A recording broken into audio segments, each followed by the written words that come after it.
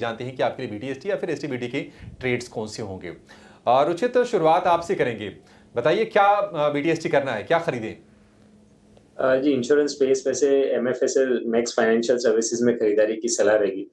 यहाँ पे हम देख रहे हैं कि प्रीवियस स्विंग हाई के ब्रेकआउट के वर्ज पर है। आरएसआई काफी पॉजिटिव है, हमें लग रहा है कि ये ब्रेकआउट कल के ट्रेडिंग सेशन में आएगा और उसके बाद हम एक अच्छा फॉलोअप मूव दे सकते हैं। तो मैं थोड़ा सा प्रीएम्प्ट कर रहा हूँ ये ब्रेकआउट को। करंट लेवल्स पे ये स्टॉक में खरीदारी करें बीटीएसटी के लिए 1100 के स्टॉप लॉस रख के 1180 के अराउंड के टारगेट्स के लिए।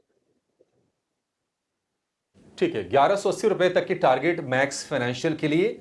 तो टारगेट बड़ा है, स्टॉप लॉस छोटा है इसमें रुचित की तरफ से, और डे हाई पर यह शेयर ट्रेड कर रहा है। आज लगातार तीसरे सत्र में तेजी के साथ 1.5% के आसपास की मजबूती है मैक्स फाइनेंशियल सर्विसेज में। अब देवांग, आप बताइए सर, आपकी नजर कहां है, आप क्या खरीदेंगे?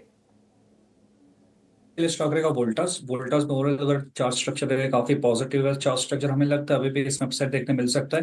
और वोल्टास खरीदने की सलाह रहेगी। स्टॉप लॉस रखना है 1770, टारगेट है 1880। 1880, 1880 रुपए का टारगेट। आज 1828 रुपए 75 पैसे का वोल्टास ने हाई बनाया है। और अगर आप वोल्टास के साथ देखेंगे ना, तो कूलिंग सेगमेंट में ब्लू स्टार भी आपको चलता हुआ दिखाई देगा, लेकिन तेजी थोड़ी सी इसके मुकाबले कम है। तो वोल्टास के लिए 1880 रुपए का टारगेट हो गया। ये हो गया शेयर देवांग जी की तरफ से। राजेश जी, आप बताइए सर, एक शेयर है या दो शेयर है? आप बताएं तो मैं 3 शेयर भी दे सकता हूँ। स्टॉक्स तो काफी है मार्केट में, जिस तरीके का मोमेंटम है। पहला स्टॉक जो पसंद आ रहा है वो है आईएक्स। ये स्टॉक में जिस तरीके से लॉन्ग टर्म चार्ट पे एक राउंडिंग बॉटम फॉर्मेशन बनते हुए दिख रहा है, हमें लगता है आईएक्स में एक अच्छा मोमेंटम आते हुए दिख सकता है। आईएक्स को बाई किया जा सकता है 212 214 के स्टॉप लॉस, 212 214 के टारगेट के लिए स्टॉप लॉस होगा करीब 202 के आसपास। दूसरा स्टॉक जो पसंद आ रहा है वो है एलटी फूड का। एलटी फूड में देखें तो काफी स्ट्रॉन्ग बाइंग एक्शन पिछले आधे घंटे में देखने को मिली। स्टॉक डे हाई की तरफ ही बंद होते हुए दिख रहा है।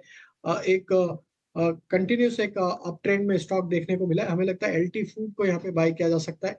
425 430 की तरफ ये स्टॉक बढ़ते हुए दिख सकता है। स्टॉप लॉस रखना होगा करीब 404 के आसपास। और जो तीसरा स्टॉक हमें पसंद आ रहा है वो है पीएफसी का, पावर फाइनेंस कॉर्पोरेशन। ये स्टॉक में जिस तरीके से स्टॉक अब 550 रुपए के ऊपर सस्टेन होता हुआ दिख रहा है, हमें लगता है पीएफसी का ये मोमेंटम एक्सटेंड होगा। एंड इसके नेक्स्ट टारगेट 575 और 580 की तरफ आते हुए दिख सकते हैं। स्टॉप लॉस होना चाहिए करीब 552 के आसपास। ठीक है, 552 का स्टॉप लॉस होगा पीएफसी के लिए। इसमें भी बीटीएसटी करने की सलाह है। क्या बैंकों में कहीं कोई ट्रिगर बन रहा है इन प्राइवेट बैंकिंग में? क्योंकि HDFC bank, ICICI bank, SBI, ये आज तीनों के तीनों आज पॉजिटिविटी दे रहे हैं बाजार को। राजेश जी, स्टॉक स्पेसिफिक कोई ट्रेड बन रहा है क्या आपके हिसाब से बैंकिंग में? तो अभिषेक जी, प्राइवेट बैंक में आईसीआईसीआई बैंक यहाँ पे हमें पसंद आ रहा है। जिस तरीके से स्टॉक में 1200 के ऊपर एक कंफर्टेबली स्टॉक पिछले 5-6 दिनों से सस्टेन कर रहा है, और आज भी अगर स्टॉक को देखें तो जिस तरीके की बाइंग इंटरेस्ट यहाँ पे बनी हुई है, हमें लगता है कि यहाँ पे हाई पॉसिबिलिटी की ये स्टॉक अपने ऑल टाइम हाई ट्रेजेक्टरी की तरफ वापस बढ़ते हुए दिखेगा। एंड देन इसमें 1270-80 की तरफ के टारगेट आते हुए दिख सकते हैं। तो ICICI bank private banking space से पसंद आ रहा है। स्टॉप लॉस रखेंगे करीब 1220 के आसपास। और जो दूसरा बैंक हमें पीएसयू बैंकिंग स्पेस से पसंद आ रहा है वो अभी रहेगा एसबीआई का।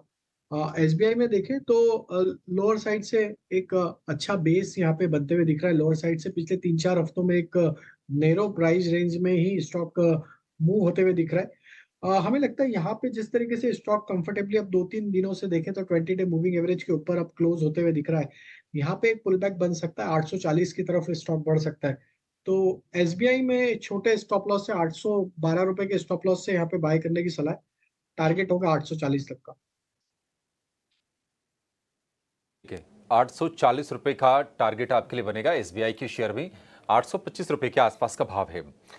ब्रोकिंग स्टॉक्स में भी हम देख रहे हैं कि कुछ कुछ ना चुनिंदा बाइंग हो रही है, और एक शेयर जिसकी बाइंग अभी थमी नहीं है, बाकी तो सब थोड़े से हम देख रहे हैं थोड़े ठंडे पड़ रहे हैं। मोतीलाल ओसवाल हो गया या फिर बाकी शेयर। लेकिन जेम फाइनेंशियल 10% ऊपर आज ये कारोबार कर रहा है, और फिलहाल आपको ये डे हाई पर कारोबार करता हुआ ये भी शेयर दिखेगा। महीने भर में करीब करीब आप देखेंगे 20% के आसपास के रिटर्न इसने कमा के दे दिए हैं। जेम फाइनेंशियल, आप जरा दिमाग चेक करके बताइए, क्या ये शेयर और चलेगा? किसी के पास है तो होल्ड करें या फिर अब प्रॉफिट टेकिंग कर लें? फाइनेंशियल की बात करें तो वीकली चार्ट पे स्टॉक्स ने ब्रेकआउट देखने मिला है विद द वॉल्यूम, तो होल्ड करने की सलाह रहेगी। अभी भी इसमें अपसाइड देखने मिल सकता है। 115 का स्टॉप लॉस रखने की सलाह रहेगी। अपसाइड अराउंड 127 तक जोन देखने मिल सकते हैं जेएम फाइनेंस में। लेकर ये व्यू रुचित, एक शेयर है जो 500 रुपए के आसपास तो चल के आ गया, वो है पीसीबीएल का शेयर, और उसके बाद अब उसके आसपास हम देखने की एक कंसोलिडेशन वाले फेज में चला गया है। आज करीब 3% के आसपास की तेजी है, 502 रुपए के आसपास का भाव है। पीसीबीएल क्या करें इसमें? तो अभी भी काफी स्ट्रॉन्ग है। हम पिछले 6-7 ट्रेडिंग सेशन में स्टॉक में एक साइडवेज मूव जरूर देखा है, बट लेकिन नो कोई भी इंपॉर्टेंट सपोर्ट स्टॉक ने ब्रेक नहीं किया है। तो शायद जो मोमेंटम रीडिंग्स ओवरबॉट जोन में थे रिसेंट अपमूव के बाद, वो एक प्राइस वाइज कंसोलिडेशन से थोड़ा रिलीफ हो गए और फिर next leg of upmove no stock resume करेगा। तो जब तक कोई इंपॉर्टेंट सपोर्ट्स ब्रेक नहीं होते, बेटर है कि ट्रेंड के साथ में ही रहे, और कोई भी एग्जिस्टिंग पोजिशन है तो उनको होल्ड करे। इमीडिएट सपोर्ट जो हम स्टॉक के लिए देख रहे हैं पोजिशनली, वो 465 से 470 की रेंज में है। सो ब्रॉडली जब तक नो ये रेंज इंटैक्ट है, तब तक प्राइस वाइज करेक्शंस नहीं लग रहे। साइडवेज मूव के बाद नो स्टॉक में फिर से एक पॉजिटिविटी रिज्यूम हो सकती है। ठीक है, पीसीबीएल को लेकर ये व्यू आप भी जुड़ रहे हैं। रोहन भाई बहुत बहुत शुक्रिया, थैंक यू वेरी मच समय देने के लिए। रोहन भाई, जब भी आपसे मेरी बात हुई है तो आपने एक चीज़ पे हमेशा फोकस करवाया कि अच्छे वैल्यूएशन वाले शेयर्स पकड़ो, जिनमें रिस्क रिवॉर्ड अच्छा होता है वो देखो, जो थोड़ा मार्केट के अंदर बैलेंस शीट अच्छी और अर्निंग्स अच्छी लेके बैठे हैं वो देखो, क्योंकि आपका खुद का मानना और ये मार्केट की पुरानी प्रभाव है कि जो प्राइस है वो स्लेव्स होते हैं अर्निंग्स के, तो जो आपको अर्निंग्स में दिखेगी वैसा ही आपको प्राइस रिएक्ट करता दिखेगा। आपको ये जो लाइफ इंश्योरेंस वाली कंपनीज है, HDFC life, SBI life, ICICI prudential, इन सब को आप कैसे रेट करते हो? दिखाओ, एचडीएफसी लाइफ भी दिखाओ, वो भी बढ़िया चल रहा है आज। या आप बहुत राइट पॉइंट पे बात कर रहे हैं, और एक पूरा मार्केट में टर्न अराउंड दिख रहा है स्पेसिफिकली इन एनबीएफसी कंपनीज में और इंश्योरेंस कंपनीज में। Specifically SBI, HDFC life, AMCs में भी अच्छा टर्न अराउंड दिख रहा है। मजे की बात यह है कि सब हम बैंक पे टिक गए कि बैंक रिवाइवल होगा, पर दूसरे दूसरे financial companies are doing more better, और हमारी नज़र बहुत स्ट्रांग है यहाँ पे। हमको एनबीएफसी स्पेस में श्रीराम बहुत पसंद है, एचडीएफसी, एएमसी बहुत पसंद है।